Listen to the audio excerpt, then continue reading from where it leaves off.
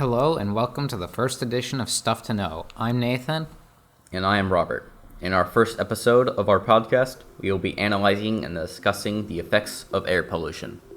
Air pollution, as we know it, comes from the burning of things that release greenhouse gases, which are various leftover gases. Some of the most well-known released are carbon dioxide and sulfur monoxide, which settle in the ozone layer of the atmosphere. Air pollution is produced by both human and natural means. Some examples of human-made sources include vehicle emissions, the burning of coal and oil to heat homes, and producing electricity. Natural sources include methane being released from the decomposition of organic matter, which both of these sources release several noxious gases, which include carbon dioxide, carbon monoxide, and sulfur oxides. These gases combine into what is known as smog, the combination of both smoke and fog.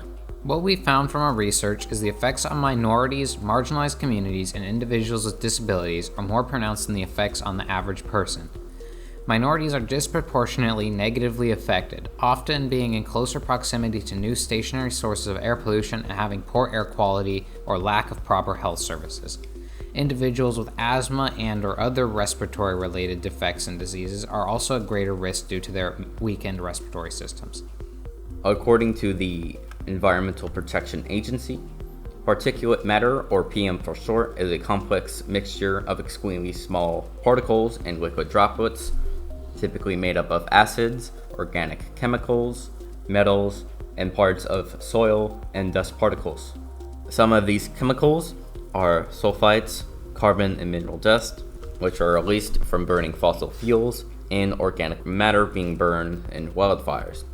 A more refined version, known as PM 2.5, is up to 30 times smaller than a strand of human hair, which can be inhaled into the cardiovascular system. Air pollution has several negative effects on various aspects of the human body, both short-term and long-term. Some examples of short-term effects include irritations to the nose, throat, and eyes. Some illnesses can also be caused, such as pneumonia and bronchitis, along with long-term effects such as heart disease, lung cancer, and respiratory disease. These effects can last for several years, and in some cases can lead to a person's death. According to CBS, diesel trucks make up 5% of the traffic currently on the roads, yet are responsible for 50% of the total nitrogen dioxide emissions. In addition, 137 million Americans are living in areas with unhealthy levels of dirty air. Low-income communities and communities of color are exposed to 28% more of this pollution than other communities. This is due to these communities being located closer to infrastructure that generates pollution, causing more pollution to collect around these areas. These pollution factors tend to be located in these areas because the residents have less authority and it is cheaper for construction and to just buy out the residents. In addition, several of the routines and tasks we do in our everyday lives, such as driving and using electricity, produce pollution. What some people don't realize is how much greenhouse gases such as carbon dioxide and carbon monoxide are produced from generating electricity and the output from cars that run on diesel or gasoline. Low-income communities that live in suburban and urban areas closer in proximity to stationary sources that produce air pollution, such as factories, refineries, and power plants. Because these communities are closer in proximity, they have higher rates of respiratory-related diseases such as asthma, lung cancer, and COPD, with pollution being the main cause of many of these diseases. In addition, within several of these communities, the number of smokers is much higher, and there is a general lack or poor quality of healthcare. In addition, 9 out of 10 people living in urban areas are affected by air pollution in some way. One big example of the effects of air pollution in urban areas is a study case in Pittsburgh, Pennsylvania, made many decades ago, that showed that several communities in close proximity to stationary sources would create soot that would build up on the roofs and streets of these communities. Even with the passing of the 1970s Clean Air Act, Pittsburgh still remained one of the poorest air qualities of any city in the nation.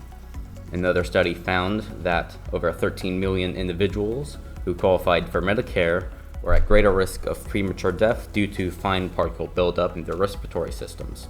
According to the NIEHS, higher concentrations of air pollution increase the chance of short-term respiratory infections, and children who have asthma are at greater risk to develop bronchitis symptoms. Other studies and ongoing research projects allude to other effects of air pollution that affect pregnant women and children. For example, prolonged exposure to PM 2.5 may alter a child's developing brain, which later down the road may develop in cognitive and emotional problems in adolescence. Women that are going through pregnancy and regularly breathe in fine particle matter may lead to doubling the chance of the child born developing autism.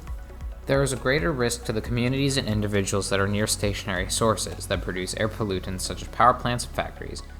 The services such as healthcare and education that are used for spreading knowledge and combating side effects such as respiratory diseases and cancer can't be distributed to everyone. However, there has been an attempted solution to this problem in the form of a pilot program from 2015 in San Joaquin Valley in South Coast, California. This program aimed to allow low-income families to trade in, scrap, their old vehicles to get a certain payout from California. This payout was to help buy a less polluting vehicle. However, there are several problems that stand out with this program, the first of which being that the old vehicle must not be more than 8 years old, which at the time of this program means that any vehicle older than a 2007 model year is not eligible for this program. The issue with this program is that as of 2015, according to the Bureau of Transportation, the average age of automobiles still in operation is 11.5 years, with this number still rising. There's a large number of vehicles not eligible due to this program, with low-income families and communities not being able to afford a newer vehicle and still being forced to drive vehicles well past the 8-year-old mark. The second glaring issue is that the absolute maximum amount you could get for your vehicle is $12,000, which is about $14,500 in 2022 dollars, and that is if you're planning to get an electric vehicle. If you are not going to get an electric vehicle and instead are going to go with something such as a hybrid or gas-powered vehicle, then that payout would be much less. On average, the cost of an electric vehicle in 2022 is about $56,000. The amount that you get is only enough to cover at most a quarter of that, with the rest needing to come from the buyer. We put these numbers into an auto loan calculator and discovered you would have about an $820 per month payment for 5 years, well over the price that the people that this program are aimed at can or want to afford. In the end, they would have been better off with their old vehicle and no debt or payment. In the last few years, there has been an increasing demand of electric vehicles, with the automobile industry not being able to keep up with this demand. The cost of gasoline and getting replacement or repairing parts of older vehicles is a compelling argument in getting an electric vehicle. This perception of an electric vehicle not releasing any emissions is only a short-term solution. With less cars on the road, there is an impact of electric vehicles not producing as much of air pollution compared to other cars. However, the electricity used to recharge these cars still mostly is produced by burning fossil fuels.